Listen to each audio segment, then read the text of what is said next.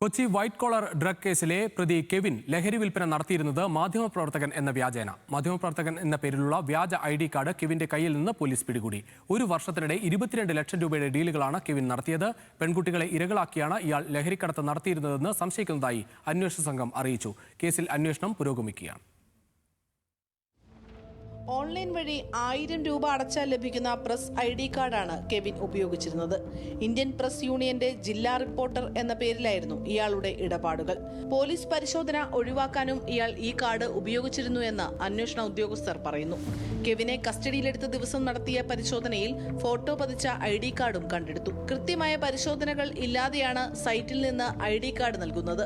ഇത് വ്യാപകമായി ക്രിമിനൽ പ്രവർത്തനങ്ങൾക്ക് ഉപയോഗിക്കുന്നു എന്ന സംശയവും പോലീസിനുണ്ട്. ഇയാളുടെ ഫോൺ പരിശോധിച്ചതിൽ നിന്ന് 22 ലക്ഷം രൂപയുടെ ഇടപാടുകളുടെ രേഖകൾ പോലീസിന് ലഭിച്ചു.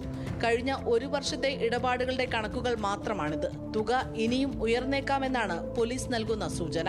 കെവിനായി അടുത്ത ദിവസം തന്നെ കസ്റ്റഡി അപേക്ഷ നൽകാനാണ് പോലീസിന്റെ തീരുമാനം.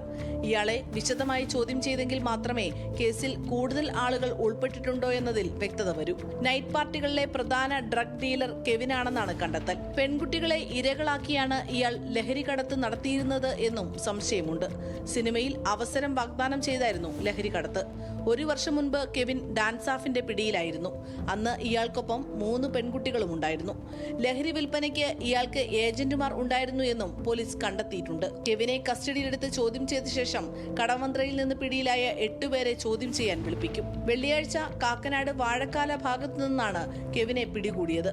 പിടികൂടുമ്പോൾ കെവിന്റെ കൈവശം 183.55 gram MDMA, 93.51 gram ecstasy pills എന്നിവയും ഉണ്ടായിരുന്നു. ഇതിനു പുറമെ ലഹരി വിൽപ്പനയിലൂടെ ലഭിച്ച 1 ലക്ഷം രൂപയും കണ്ടെടുത്തിരുന്നു. ന്യൂസ് മലയാളം, കൊച്ചി.